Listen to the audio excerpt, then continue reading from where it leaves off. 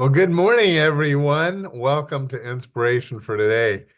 And this is an exciting time for us. We're almost done with all 40 chapters of Purpose Driven Life. We're going to end those tomorrow. I know in the current edition, there's 42. So I got to get my hands on those and we'll do 41 and 42. I just haven't read them. So you and I can read. Most of you have the current one.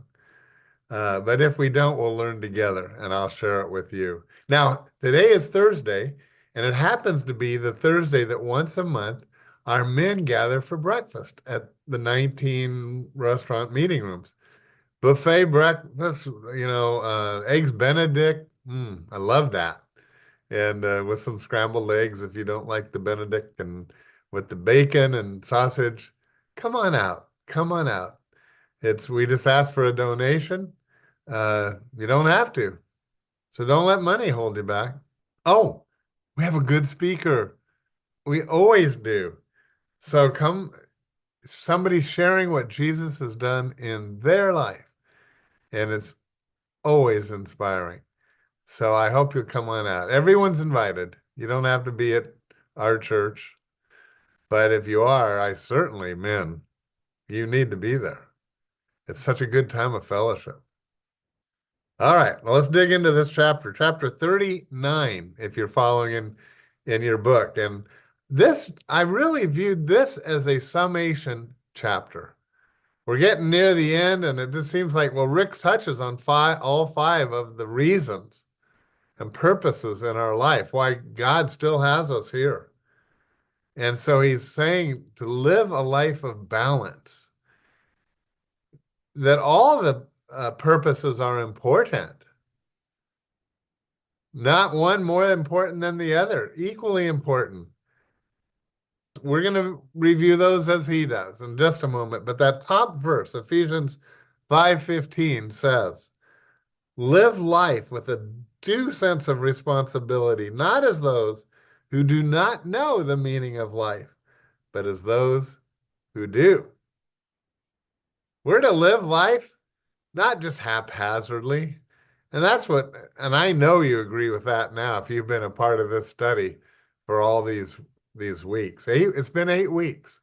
Ah, can you believe how fast that went? Hmm. But that's another fact. That's just a point of how fast our life is going. And so we better make it count. We only have one life and it's moving so rapidly. We have to make these remaining time that God has us here. Don't waste it. Don't waste it. Now, on the very next page, at least in my edition, at the top, uh, God's five purposes for your life are, and these are so important. I hope you'll read along with me, or just listen to what I say. But Rick talks about each of the five purposes, and then urges us to live in balance. Number one, love God with all your heart. You were planned for God's pleasure. So your purpose is to love God through worship. Clearly, worship. Worship is something that we'll do for eternity, but we don't waste it here on earth. There are only, as far as the big gathering of worship goes, only 52 opportunities per year, times however number of years that you have left here on earth.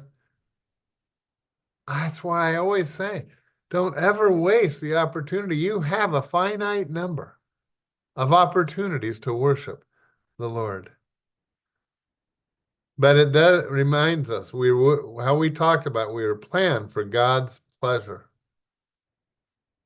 And we were love God with all our heart, all our mind, all our soul, all our strength. Number one, love God. Number two, love your neighbor as yourself. This is the great commandment. basically. These come straight from what's known as the Great Commandment. Love your neighbor as yourself. You were shaped for serving. So your purpose is to show love for others through ministry or serving, to serve others. What a blessing that is.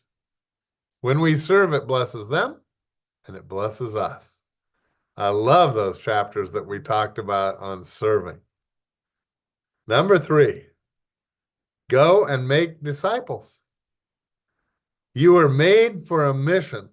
So another of your purpose, you could say, is to share God's message through evangelism.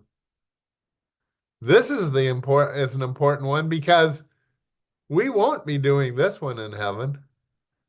The opportunity for people to come to Christ and follow him is now. It's not later. And we're to be a light to this world and a light to our neighbors. And remember how we talked about that in one sense we are all missionaries? Because we're sent. The word means sent. And we're sent here from heaven. Now, this is back, we're going to go to heaven, but while we're here, it's as if we're sent. Because the whole world around us, there's so many people that are yet to follow Jesus. I call them pre-Christians. I love to be optimistic. Pre-Christians. I'm going to believe with all my heart and pray for them and that people will come to Christ. So we are the light. And we're to tell them whenever we're asked, remember, to be ready with an answer. And that answer is to share what God has done in our lives. And that was called our testimony, remember? Number 4, baptize them into you. Now we're talking from the Great Commandment.